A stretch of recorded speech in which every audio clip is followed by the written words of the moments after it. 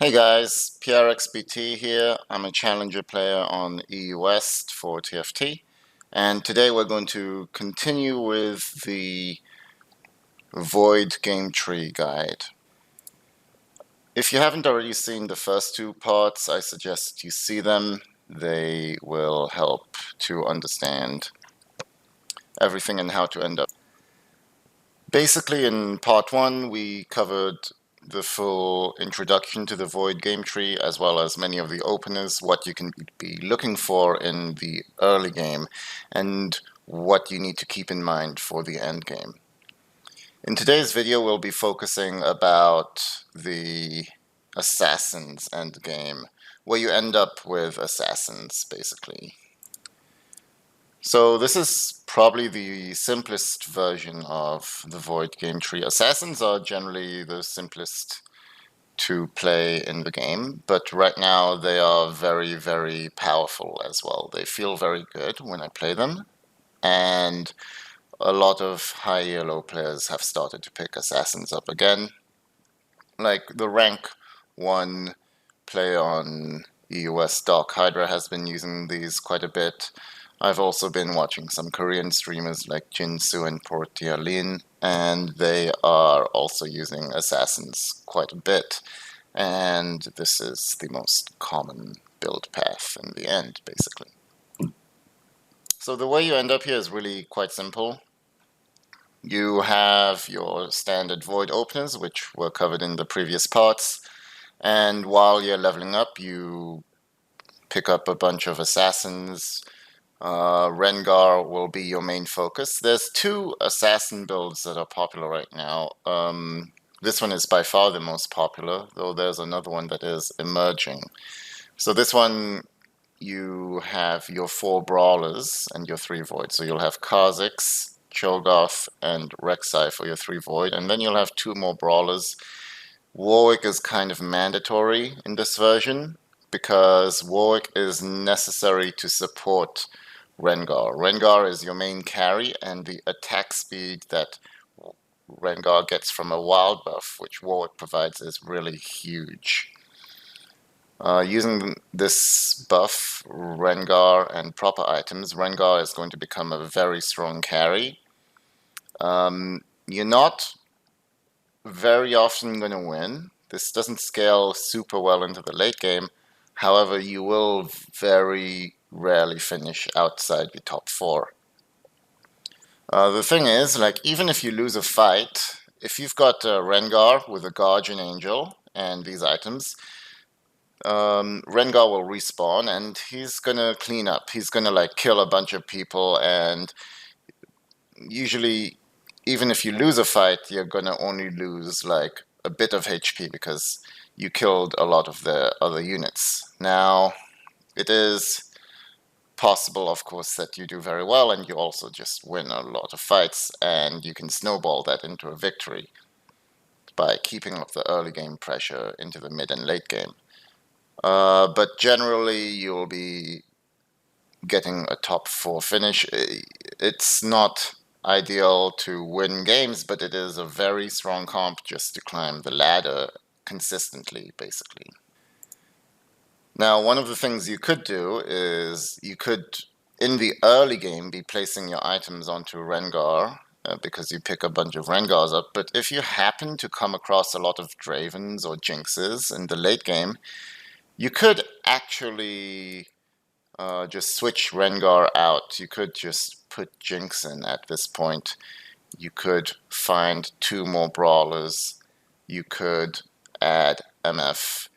So you could completely switch into a Jinx or Draven comp, which we covered in the first part. So there is room for transition still. This is one of the ways you can upgrade your team into a late game comp that can compete to win the game later in the game, because in general, this comp by itself isn't going to win the game. However, it is possible. Anyways, let's go into the actual comp. This is the full comp. You'd have these 4 brawlers, put items on Cho'Gath and Vi. Items on these 2 brawlers work well. If you don't get Cho'Gath early, then you usually end up putting them on Vi. Rengar is going to be your main carry. He's the key to this team composition. You want to upgrade him as soon as possible. And the items, these are the 3 best items on him. You want these exact 3 items. And it's not really a debate. These are the 3 best items on him, undoubtedly. So you want RFC, Bloodthirster, and Guardian Angel. They all work super well together. The RFC will help Rengar to hit from a distance, as well as give him additional attack speed, and it will mean that others cannot dodge his attacks. The Bloodthirster will make him seemingly very tanky. He's gonna gain a ton of health. He can, if he jumps to someone during his ult, he's gonna gain back like most of his health bar. And the GA, once again, that's going to save you in a lot of fights that are very close. He'll respawn and he's either going to clean up or he'll get a few extra kills. And if you do lose, you won't lose by a lot at least. So these are the 3 ideal items. If you don't get these exact items, let's say you get Eye Edge instead of GA and you get like Ginsu's instead, like if you have the 3 exact items you need, then it's a good situation to just stay with this comp. If you don't get these exact items, that's actually going to be a good situation to instead, let's say, pick up Jinx and then completely switch your comp into a Jinx comp, which we already covered, and put these items onto Jinx. Very important in this situation, though, that you first upgrade Jinx to 2-star. Like 2-star Rengar will always be much better than 2-star Jinx or 2-star Draven. So before you transfer your entire comp, make sure to first build it up on the bench by upgrading Jinx or Draven first, and then switch into the final comp. But keep that in mind. I don't see many people do this ever, except high ELO Korean streamers. On other servers, I don't see other people like use this comp and then transfer into a Draven or Jinx comp. It is expensive, but in the late game, that's one of the best things you can end up doing. And then you got your Kha'Zix, obviously. Kha'Zix, you can put a Luden's Echo on him in the early game. It works very well. I think Luden's Echo is the main item. If you plan on selling him later, you can put Akali items on him. You can put these 3 items on him, sell him, and put them onto Akali. Although I prefer not to put items on him if I plan on going into an assassin comp, because one of the things we want to do is we actually want to 3-star these assassins and Vi. And well, we want to 3-star our team. One of the win conditions when going for an assassin comp is going to be to 3-star them. Like 3-starring our units isn't so consistent, and that's why it's hard to win with an assassin's comp. However, it's a simple comp to pull together. It spikes very early in the game. This is a level 7 comp that you won't need to upgrade much past this. And your win condition will be basically trying to 3-star as many of these units. So if you can 3-star Rengar, that is the best situation, obviously. If you can 3-star Kha'Zix, that's also very good. So you might put an item on Kha'Zix and just keep it on him the entire game, even if you want to put this onto Akali later or something. It might be better not to if you think you can 3-star him. You want to 3-star, even Rek'Sai isn't bad to 3-star. He's going to be one of the easier ones. Vi is a good unit to 3-star, especially if you got items on her. So one of your win conditions when going for the Assassin's comp is going to be to try to 3-star these units. In this version, I put Akali as the 3rd assassin. This has been the go-to assassin in the past. However, now Akali seems not the obviously best choice. Right now, some other assassins have come to prominence. Evelynn has appeared. Evelynn seems very strong, so you might want to use Evelynn instead of Akali. Pyke has also always been a default good choice. So if you can't find Akali, or if you don't have good items for Akali, or if you don't, if you're not able to upgrade her, you can always, like, these items work very well on Evelynn as well, for example. So you can just use these items on Evelynn. It will be perfectly fine. Evelynn 2 will be better than Akali 1. Evelynn is very powerful now. Pyke used to be the preferred assassin earlier. He uses mana items very well. He can also use Morellos. However, he got nerfed. I'm not as big of a fan now as I used to be of Pyke. Also, Frozen Heart is a very powerful item on assassins. When it's gonna affect anyone they jump across, basically. So, let's say other units are like on this side of the map. He's gonna affect anyone he jumps across. So, let's say there's a Warwick here. And he ends up jumping here. Warwick will still be affected by the Frozen Heart affected. The Frozen Heart is still a very, very good item on any assassin. Although you want your carries to have damaging items, obviously. So these are the 3 other assassins you can switch to, other than Akali. Both of them work. In order, I think it would be a 2-star Akali is better than a 2-star Evelynn is better than a 2-star Pyke. This patch, it can change later, but in 9.16, this is how it's looking. And these are all good items on Akali. You can also put items such as Death Cap on her. With the Death Cap. So Hexagon Blade is good on her. She deals both magic and AD. Sword of the Divine is actually not bad on her, surprisingly. Akali is one of the only people who uses Sword of the Divine quite well. Defensive items are good on her as well, obviously. Items such as Phantom Dancer, GA, Warmogs, Dragon's Claw, they all work on her so that she can survive and deal consistent damage more. So you can put a ton of different items on Akali, actually. Although the main carry in this team comp will once again be Rengar. He's very powerful right now again. He has risen back to prominence with the wild buffs this patch. After you assemble this full team comp and you get it all upgraded, you want to get these units upgraded to 2-starred, and preferably you want to go for 3 stars. There's not actually much to add. One thing that you could do if you get to level 8, like, you don't need to try to get to level 8 with this team composition. The most important thing is assembling this team composition and then basically just trying to 3-star anybody you can. So that's you should be picking up extra copies of especially Rengar and Vi now, and Kha'Zix are very useful. Like Akali and Cho'Gath are very hard to 3-star because they're 4-star units, and Cho'Gath especially is very demanded and popular.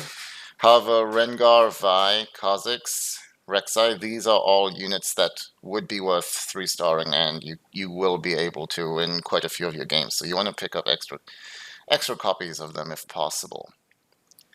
And that might take a lot of your economy, so you might not even want to level up to 8.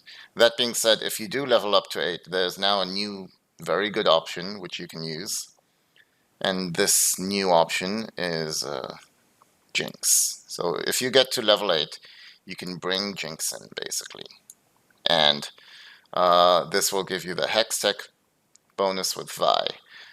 By the way, at level 7, you could use Blitzcrank instead of Vi, although Vi is just better right now. Vi is the strongest. One of the strongest 3-cost units in the game. You can put good items on her. She's gonna do a great job. Now at level 8, I've seen quite a few people do this with this comp. They level up to 8 and they put in Jinx because she gets the Hextech bonus in the late game, which is when you're level 8. With this comp, this will be the late game for sure. In the late game, you're gonna be getting full item drops. So if you get lucky at the dragon or in the carousels, you might be just picking up a free set of items for her, which is really amazing. Because you don't want to like sell Rengar for Jinx if you're not going to transition into a full Jinx comp and get rid of these other 2 assassins and then put in more brawlers or something. So this is one of the simplest add-ons to this team comp you can do. Another thing you could do at level 8 is you could just, if you're picking up a lot of legendaries, you could just put them in. So it's really doesn't matter which one. Well, there's 3 preferred ones. It's going to be Swain, Yasuo, and Kayle. It doesn't really matter which one it is. If you can two-star any of these, it will be a great addition. Kayle helps your team stay alive longer. Yasuo, you can just put him out there in front by himself. He can tank a bit, and Swain is just a very strong unit in his own right. He's one of the best units in the game right now. Swain would work extremely well if you have Evelynn with your team as well, because he gets a demon buff. So if you got Swain, then maybe put in Evelynn, or you already have Evelynn. And I think that's the basics for this assassin team comp. It's very straightforward, very simple, and you don't need to get to level 8, but sometimes you will. So this is a new variation of the build which has emerged. It's gonna not have 4 brawlers, instead it's gonna have 4 ninjas, and this is less popular because it's new basically. It's also not using Rengar, who is one of the strongest assassins in the game, obviously. That being said, ninjas got buffed overall, and in this patch, Zed got a pretty big buff as well. Infinity Edge got a very decent buff, and so if you're picking up a lot of ninjas and you are going in the Void path, this could be very good. Kennen is still a very strong unit overall. These would be the itemization you'd go for. Again, same. This team comp is totally inflexible. There's nothing else you can switch around here, because you need the 3 Void, you need the 4 ninjas. Now, that being said, you'll have a decent frontline still with Shen, Cho'Gath, Kennen, and Rek'Sai, and then these guys will do a ton of damage. You want to go into this when you pick up like a lot of early Zeds, and like usually if you pick up early Zeds, Zed might be an item holder for a future Rengar or for a future Jinx or Draven or something. But in this situation, maybe you're picking up so many Zeds, maybe you're not having the greatest game to transition and you want to stay with Zed, you pick up a lot of Akalis and Kennens, you're picking up a lot of ninjas. In this situation, you can just stay with the ninjas and it's going to work well. Like I kind of ended up doing this in a lot of games where I wasn't picking up the other pieces I wanted, where I wasn't picking up Rengar or Draven or whatever. And I ended up with this and it works surprisingly well. So the itemization again, Cho'Gath will be your Morellos and GA holder. You could also put it on Kennen. In assassin comps, Kennen usually isn't your carry. It's going to be your assassins who are your carries. However, you can still put items on them if you get them. And in this situation, Zed and Akali will be your 2 main carries. It should be a priority to 3-star the Zed, because Zed is extremely powerful now, especially as a 3-star unit. He's gonna do a lot for your team. These are the best items on him. you can also put a red buff instead of, like, RFC is pretty much mandatory on him. The other two items on him are kind of mixed. So you need to get RFC on him as a minimum. So make sure you get RFC on him. Otherwise, other items that work are red buff. You can also get Bloodthirster. Eye Edge works very well on him right now. Eye Edge got buffed significantly. So Infinity Edge Zed with RFC is extremely powerful right now. This is ideal two items on him. And Akali items, again, you can pretty much put whatever you want. You can put defensive items, you can put like damage items, you can put mana items. Akali uses a ton of items really well. And once again, if you're in the early game, you can use this to later transfer into a hypercarry comp, because it's not going to scale that well. With this comp, there's even less you can do at level 8. There's no point adding a Jinx in, because you're not going to get the Hextech bonus. You just go for this comp and you try to 3-star as many units as possible. You try to 3-star your Zed, you try to 3-star your Kha'Zix, Kennen, and Shen, and maybe Rek'Sai, even though Rek'Sai is kind of not the best unit to 3-star. You try it anyways, because it's going to be a Nittle power spike. And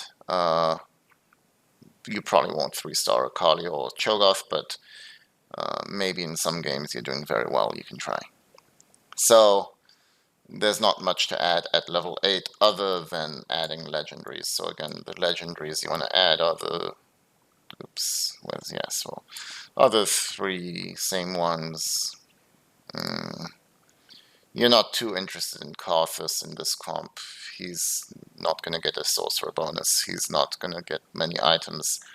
He's not got enough of a front line to protect him. So these are the three main legendaries you're looking to put in. You could maybe just put in like some more crowd control, or like Blitzcrank, Sejuani or something. But in general, if you do level up to 8, you want to put in another legendary. But before upgrading to level 8, you usually want to 3-star some of your units. So that's going to be it for today's video. We covered the assassins part of the game tree. It's quite simple and straightforward. It's probably the simplest one. You don't need to do many transitions once you get your 7-unit comp.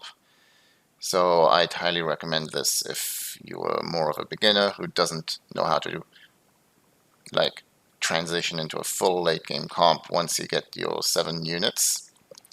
So it's still very possible, very powerful, sorry. Thank you for watching. In the final part of this series, we're going to cover the Void and Sorcerers game tree. Thank you for watching.